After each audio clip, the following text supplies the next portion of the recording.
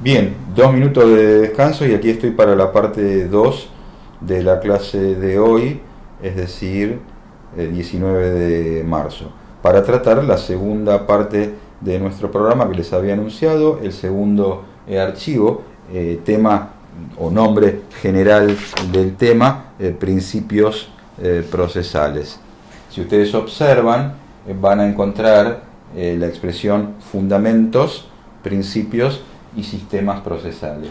Acá el planteo básico es el siguiente: un proceso implica un debate dialéctico entre dos o más sujetos, el actor y el demandado, con la intervención, claro, del juez. Un combate, una disputa entre dos posturas antagónicas, dos posturas contradictorias, especialmente en los procesos contenciosos, no en los voluntarios. Esta pugna requiere el establecimiento de reglas. El actor plantea una postura, una tesis, el demandado plantea otra, la antítesis, y el juez en la sentencia llega, podríamos decir, a una síntesis, llega a una solución, escoge en realidad una de las dos posturas. Pero para esta discusión se requiere un orden.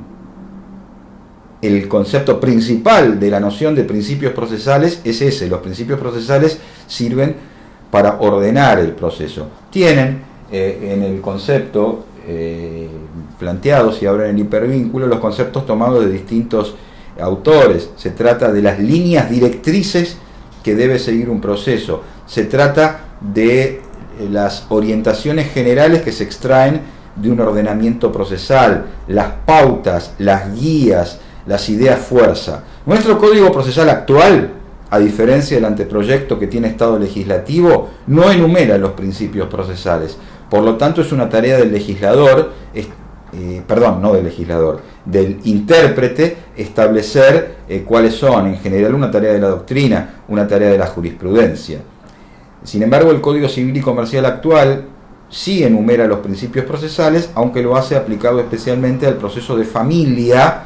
Lo pueden ver en el artículo 707 de ese ordenamiento sustancial. Ahora bien, los autores tampoco se ponen de acuerdo, no se ponen de acuerdo exactamente en el concepto, ni tampoco se ponen de acuerdo en cuáles son los principios procesales. Entonces el autor que yo sigo para esta temática, que es Clemente Díaz, que parcialmente recoge Falcón y que vuelco en el programa, dice: vamos a ponernos de acuerdo en la terminología, porque muchas veces los abogados usamos lenguajes distintos y entonces la comunicación es difícil si no nos ponemos de acuerdo en un código común. Lo que en general se llaman principios procesales toma nociones de distintas categorías. Vamos a establecer cuáles son las categorías, cuáles son las especies del género, y distingue allí, en primer lugar, los fundamentos del derecho procesal, en segundo lugar, los principios del derecho procesal, en tercer lugar, los tipos o sistemas, y vamos a ver si nos da el tiempo para presentar y explicar la cuarta categoría, que son las reglas, pero por lo menos las tienen expuestas en la diapositiva para poder ir a verlas al libro. En primer lugar, y abro el hipervínculo, los fundamentos del derecho procesal. ¿Dónde están? En la Constitución Nacional. Y voy a repetir algunas cosas que dije en la clase sobre jurisdicción cuando vimos los fundamentos constitucionales del derecho procesal. Los fundamentos federales, en primer lugar, ¿cuáles son?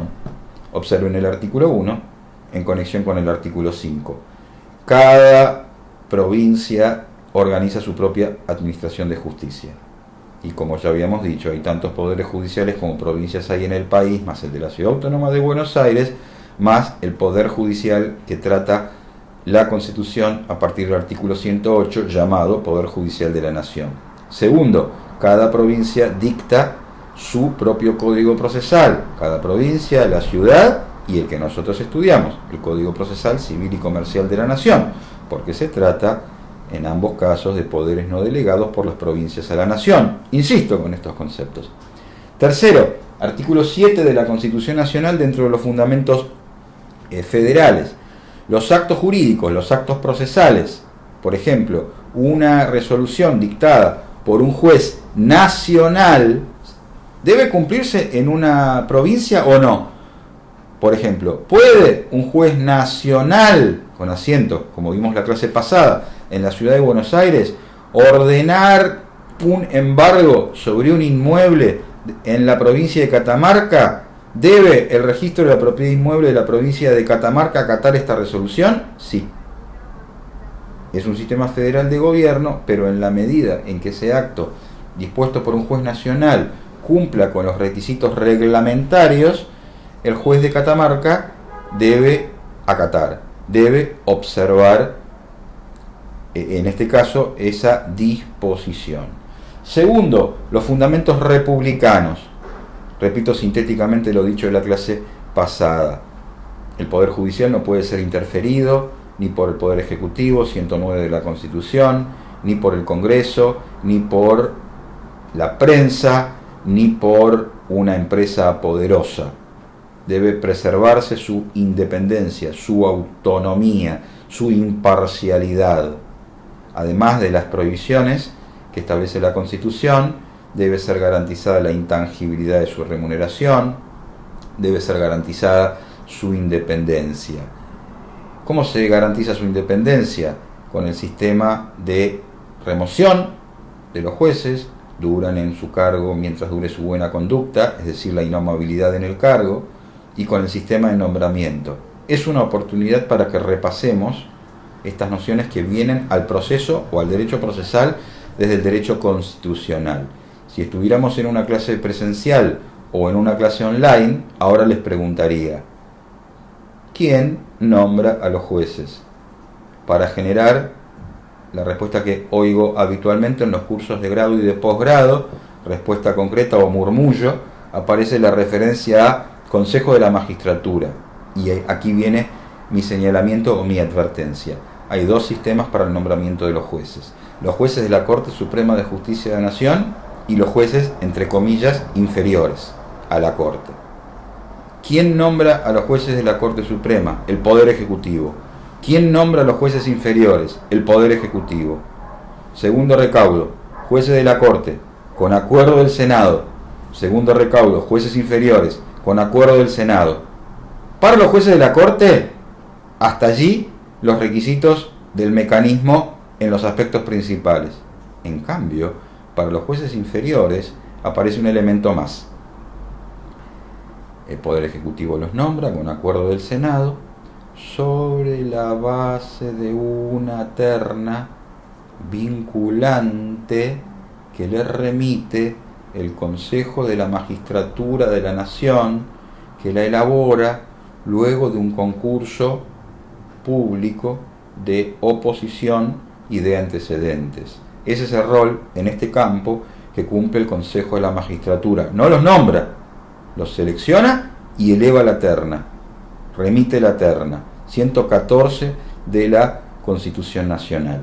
Y el sistema de remoción para los jueces de la Corte Suprema, a través del juicio político, acusa Cámara de Diputados, decide Cámara de Senadores, y para los jueces inferiores, el jury o jurado de enjuiciamiento.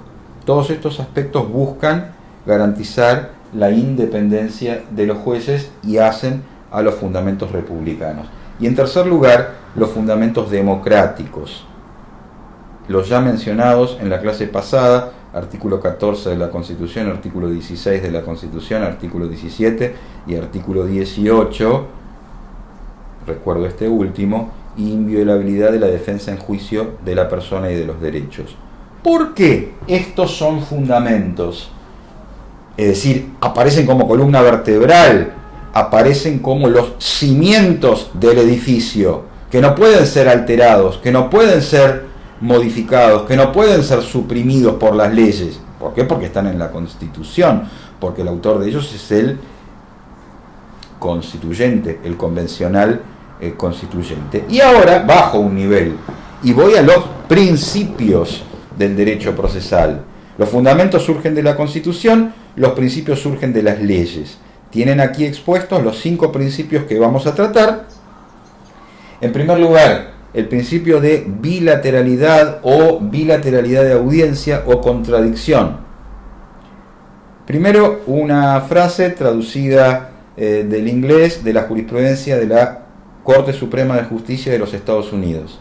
Se trata del derecho de cada ciudadano a tener su día en la Corte. En nuestras palabras, nuestras digo no mías, sino de nuestra doctrina y de nuestra jurisprudencia, se trata del derecho a ser oído, a ofrecer y producir prueba y a obtener una decisión fundada, todo ello en un tiempo razonable. Hoy en día, más que nunca, más que antes, tenemos que conectar este principio con una noción que les mencioné en el primer bloque de hoy, la tutela judicial efectiva. Va a quedar satisfecha la pretensión, va a quedar satisfecho este principio cuando el proceso termine. Si la sentencia es condenatoria, terminará, en el ejemplo del primer bloque, con el pago de la indemnización. No terminará con la sentencia, porque cuando se dicta la sentencia, el damnificado no cobró. Terminará cuando le paguen esa indemnización voluntariamente o a consecuencia de la ejecución procesal forzada. Ahora bien, ¿qué ocurre si el demandado, que tiene la oportunidad de ser oído, el acto procesal específico lo llamaremos más adelante contestación de la demanda, decide no participar, es decir, se entera de la promoción de la demanda en su contra, tiene un plazo para contestar la demanda y no la contesta? ¿Está en crisis el principio de contradicción? No, porque él tiene derecho a contestar la demanda. Pronto diremos, tiene la carga procesal de contestar la demanda, pero tiene la libertad de elegir hacerlo o no hacerlo. Lo que este principio busca es que se le asegure la oportunidad del contradictorio. Y la manera de asegurarlo es a través de un tema que vemos dentro de 3 clases. Los sistemas de comunicación de las resoluciones judiciales, los sistemas de notificación. Típicamente se usa la cédula, estoy hablando de la unidad, dentro de 4 clases, de la unidad 8, prevista para el lunes 13 de abril. Se le remite al colectivero demandado una cédula a través de la cual el juez le comunica que se ha promovido una demanda en su contra y que tiene 15 días para defenderse. Allí está garantizado, a través de la notificación, el principio que estamos tratando, el principio de contradicción. Más allá de que luego se presente o no se presente, lo que importa es que se encuentre debidamente notificado, porque si no estuviera debidamente notificado y el proceso continuara, estaríamos frente a un vicio o situación patológica en el proceso que se llama nulidad de notificación, artículo 149 del Código Procesal, o nulidad procesal, artículo 169 y siguientes. Este principio es clave, este principio es trascendente. No existe la posibilidad de regular un proceso aplicando un principio contrario, un principio de no contradicción, una norma que dijera: cuando el derecho invocado por el actor aparece manifiesto, claro y evidente, el juez dictará sentencia dentro del plazo de 5 días sin oír al demandado.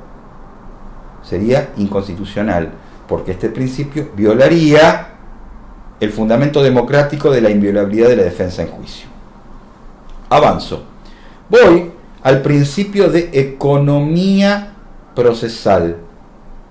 Este principio abarca distintas temáticas, pero en esencia busca que el proceso tramite lo más rápido posible, con la menor cantidad de trámites o diligencias posibles y en el menor tiempo posible.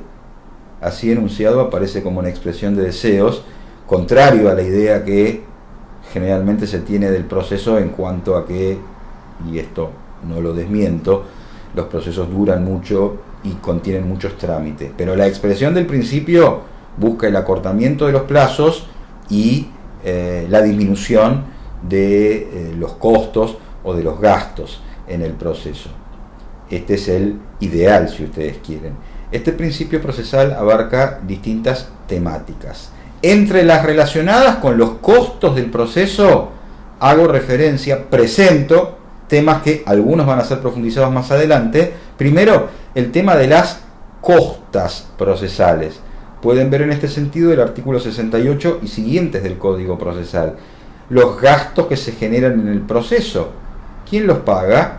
Nuestro código sienta una regla: el criterio objetivo de la derrota. El que pierde paga. Cuando el juez en la sentencia dice quién tiene razón, si el peatón damnificado o el colectivero autor del hecho ilícito o del supuesto hecho ilícito, también dice quién tiene que pagar los gastos del proceso. Principio general, la máxima o el criterio objetivo de la derrota, aunque hay excepciones en el código. Otros gastos, uno muy importante, caro a los abogados litigantes: los honorarios de los abogados y también los honorarios de los peritos.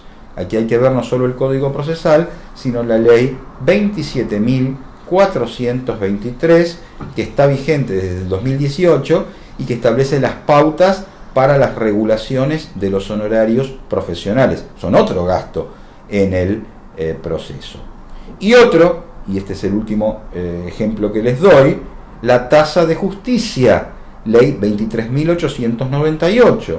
Como regla, para iniciar un proceso es menester, si se paga una suma de dinero, como requisito, si se reclama una suma de dinero, como requisito de admisibilidad de la demanda, abonar el 3% del monto reclamado en concepto de tasa de justicia.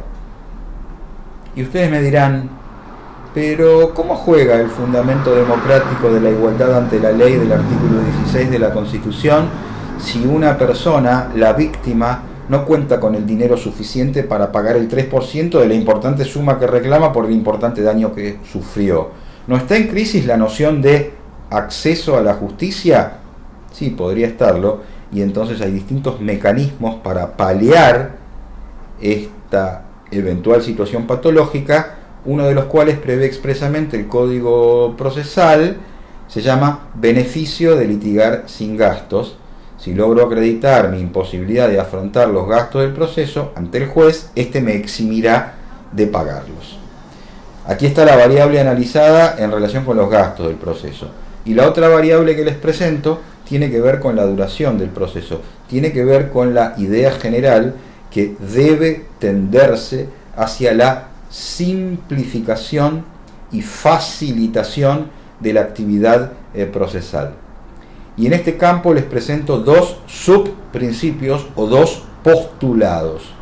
Uno, seguramente más fácil de comprender, lo titulamos concentración de los actos procesales, y consiste en que es conveniente que se desarrolle la mayor cantidad de actividad procesal posible en la menor cantidad de actos procesales. Un ejemplo: si el actor ofrece el máximo de testigos que admite el código para los procesos de conocimiento, 8, y el demandado ofrece la misma cantidad, 8, tengo 16 testigos que van a declarar. El ideal, desde la perspectiva del principio de economía procesal y en el derivado de la concentración, es que desarrollemos 2 audiencias o 3 audiencias en días sucesivos y vengan 8 testigos un día y 8 testigos al día siguiente, o 5 un día, 5 otro día y 6 otro día. Y no que fijemos 16 audiencias distintas, una en febrero, otra en marzo y así sucesivamente en 16 meses distintos. Eso sería contrario a la concentración de los actos procesales. Y el otro derivado que no quiero dejar de presentarles, y les pido que sobre este o cualquier otro tema me hagan o nos hagan consultas a través del campus si ustedes lo necesitan, además de leerlo en el manual, el llamado subprincipio de eventualidad o acumulación eventual de peticiones. Primero, para generar alguna reacción de ustedes, les doy el ejemplo tomado de los autores clásicos del derecho romano. Cuando una persona le reclama a otra que le devuelva el dinero que le prestó, un contrato de mutuo, el sujeto pasivo se defiende de la siguiente manera. Primero dice: niego que me hayas prestado dinero, nunca me prestaste dinero, por ende no tengo nada que devolverte. Segundo, para el hipotético supuesto que lograras acreditar que me prestaste dinero, vos me dijiste que me lo regalabas, era una donación, por ende no tengo deber de restituirte.